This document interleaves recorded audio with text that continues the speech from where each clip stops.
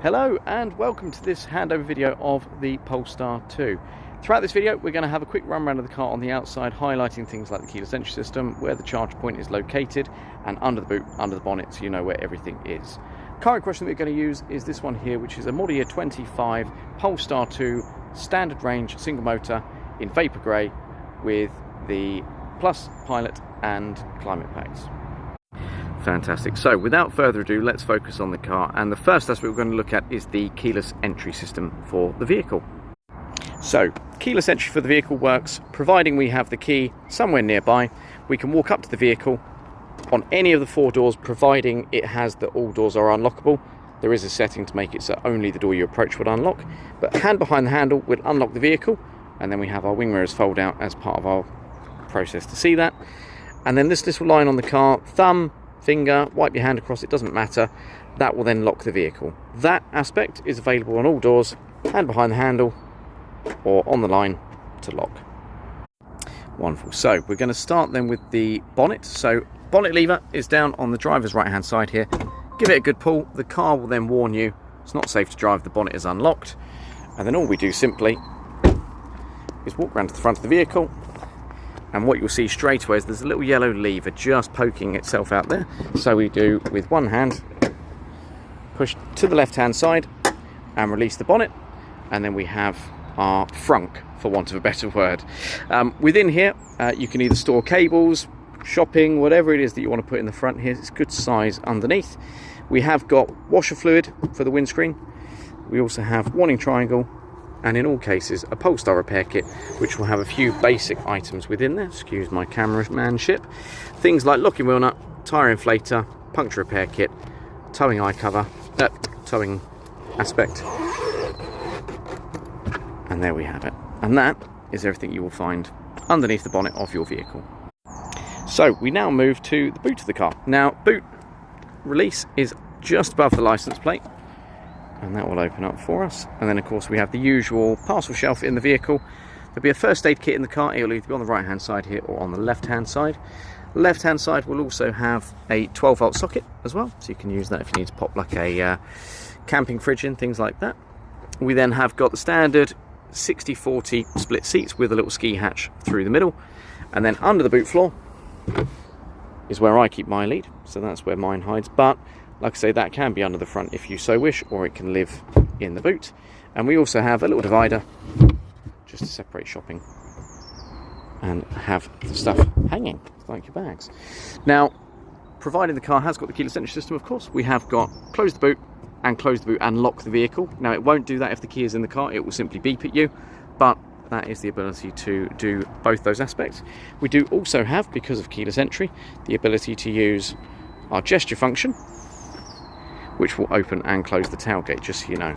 Easiest way to operate that is just simply tiny little swipe around the left hand side of the car. So it's just around here. It's about a 60 centimeter sensor, so it's about there.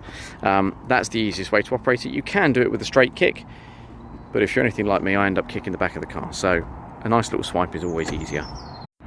And last but not least, definitely, we have, of course, on the outside of the car, our charge point. Now, charge point is nice and straightforward. The main unit that you can see here is your Type 2 Mode 3 or Type 2 Mode 2, depending on what end is on the adapter. But this effectively is your ability to charge up to 22 kilowatt, depending on battery, motor, where you're charging, so on and so forth. This is the lead that will be supplied with the car. If you ever require direct current charging up to 205 kilowatt, you will never have the lead for that. That lead will be attached to the unit, and that's what allows you for your ultra fast charging.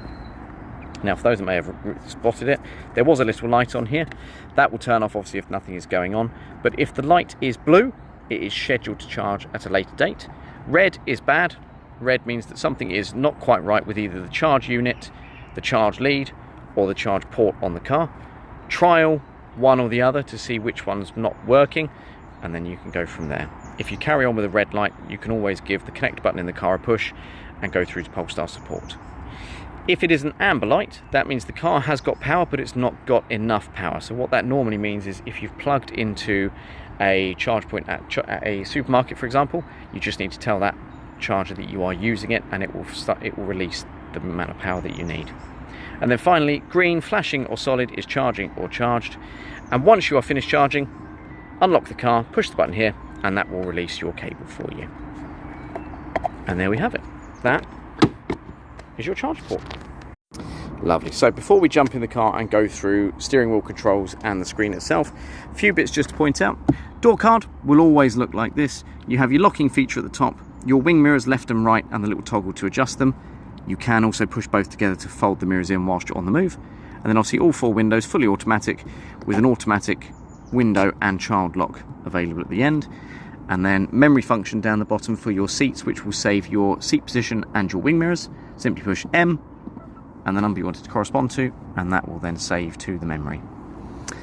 Seats themselves, depending on what seats you go for, will depend on what type of adjustments you have, but this one in particular has got a cushion extension available via the little lever right at the front.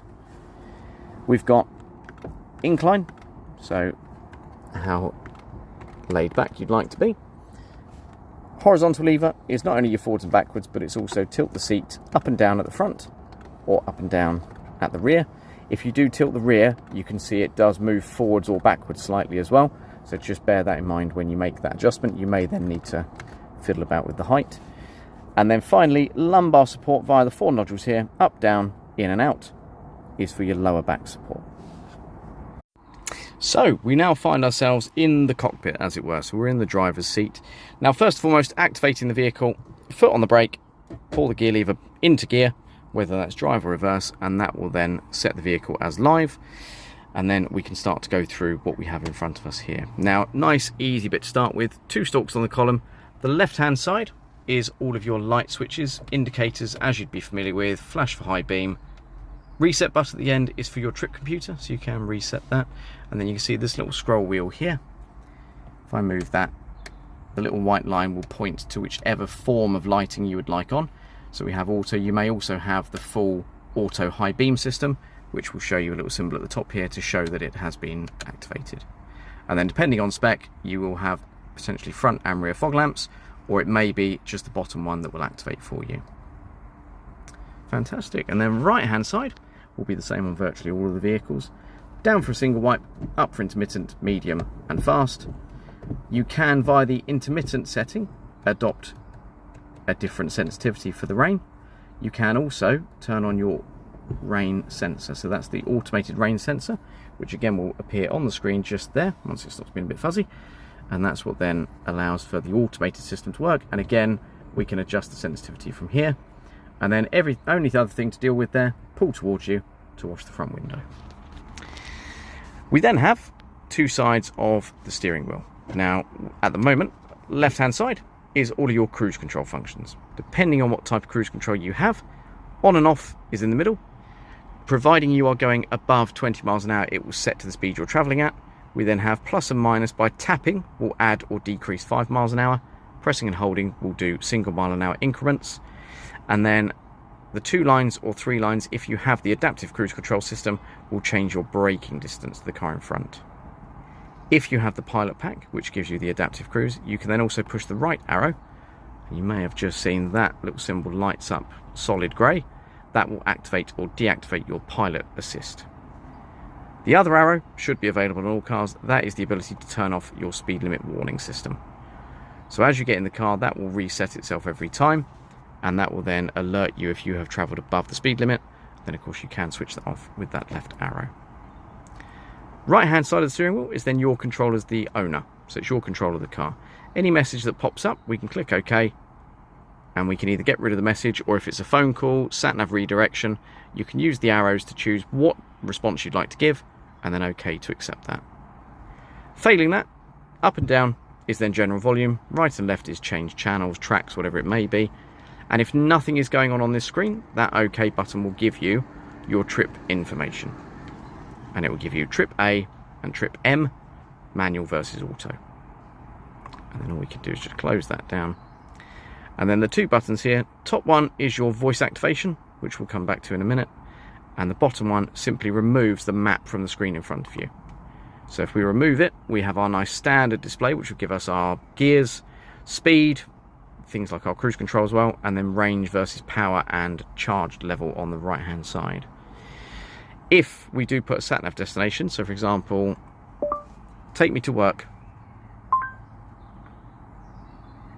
Navigating to work. Now, without the Google Maps display, this will bring up turn-by-turn signals, and it will also give you distances to the junctions that you need. Otherwise, if we change it back, we get the full map system. And that is everything in front of us. Now, very quickly, there's not an awful lot to worry about through the middle here, but first things first, we do have glove box, which opens up for a secondary cup holder, which can be removed, but also a key reader. You can just see it in there. So if you would like to set profiles to keys, that's where you need to pop the key for it to be registered. And then once the armrest is down, that does also slide across, should you wish it to. From there, gear lever is through the center console, pull back for drive, push forward to reverse. If you're very gentle with it, you can put the car into neutral as well, and then P for park. And then we have some familiar icons here, rear and front windows, your speed, your sound dial, play pause for the music, and hazard warning lights. We then have wireless phone charger. We do also have 2 USB-C points here. If you would like to utilize Apple CarPlay or Android Auto, you must pop it into that white ringed USB. Otherwise, it's an area where you can store your phone keys, whatever it may be. And now we're going to focus on the screen. Now, excuse my slightly shaky cameraman work. However, the touchscreen is obviously the main aspect of the vehicle, but it's also one of the easiest parts. The layout is very intuitive, very simple. We have a little home button, which is this white line at the bottom here. If I press and hold that, I can actually put the screen into a cleaning mode, which then allows me to wipe the screen over, and then press and hold again, and back on it goes. From there, all of our climate control is across the bottom, and depending on what spec we've got, we may have things like heated seats, heated steering wheel. Failing that, we'll have temperature through the middle, which can be synced. He says, sorry, climate's off, which can be synced, but within the climate menu, if we turn that on, we then have down the left-hand side a few features to be able to adopt. The ability to change fan direction, speed, and then if we go back into here, we then have temperature and the ability to split it to be a dual zone should we wish. From there, we then have 4 tiles on the screen, 4 squares if you like. Now, what's on those 4 squares can be determined by going into the 4 squares at the very top and then dragging and dropping apps into the relevant area that you want them to be in. Once we have them on our relevant tile, we then simply swipe down to access what's hiding behind, basically. And as you can see, we can download things like Spotify directly to the vehicle and run our own Spotify, Tidal, Amazon Music, whatever it may be. We can run our own accounts from here. There are also streaming sites, things like Tubi Movies, Amazon Prime, for when you're sat stationary charging. Home button will then collapse us back down, and then from there, if we show maps, for example, there's a couple of very unique little features being an electric car. So what we have is the ability to go in to, for example, charging stations. And as you can see, I've actually got lit up in blue these 2 on the left-hand side here. And what that is, if I go into the little equalizer, I've already set up that I would like to only find certain speed chargers and use certain payment methods. So if I put Polestar charge back on there, so that now will only highlight those chargers. And things like that will then be available. If I give that a tap, it will then find all the relevant charging systems in the area. Wonderful. And then from there, we then have these 4 menus across the top, and generally a notifications menu, kind of like your phone. So if there was anything for the car to warn us about, there would be a little orange bell symbol, and that would give us our notifications. Otherwise, we have camera system.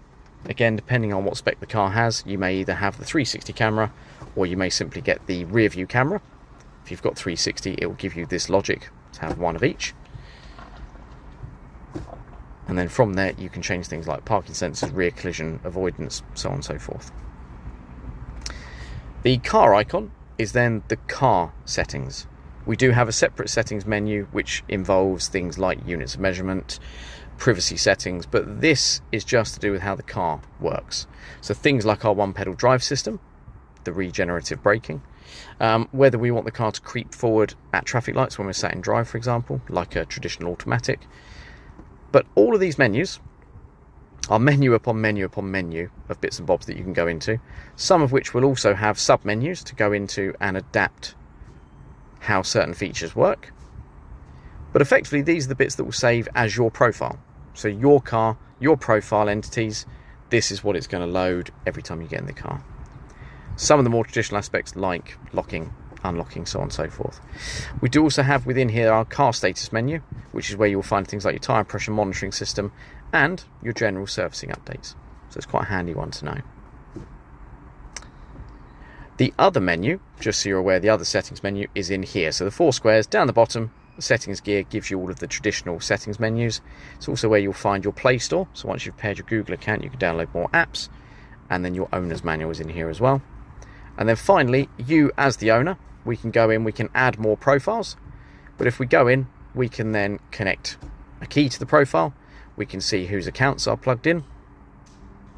And we can also add our app to the car. So the digital key remote functions is where you go into to pair your Polestar app. And that's also where you can set up your digital key. Then home button takes us back to where we were. And there we have it. A fairly quick overview, but hopefully a helpful overview to understand where certain things are, how certain things work, and what to do moving forward with your new Polestar. Naturally, of course, if there's anything else that you would like to know a bit more in detail about, do let us know and we can assist you. But we hope you enjoy your new car.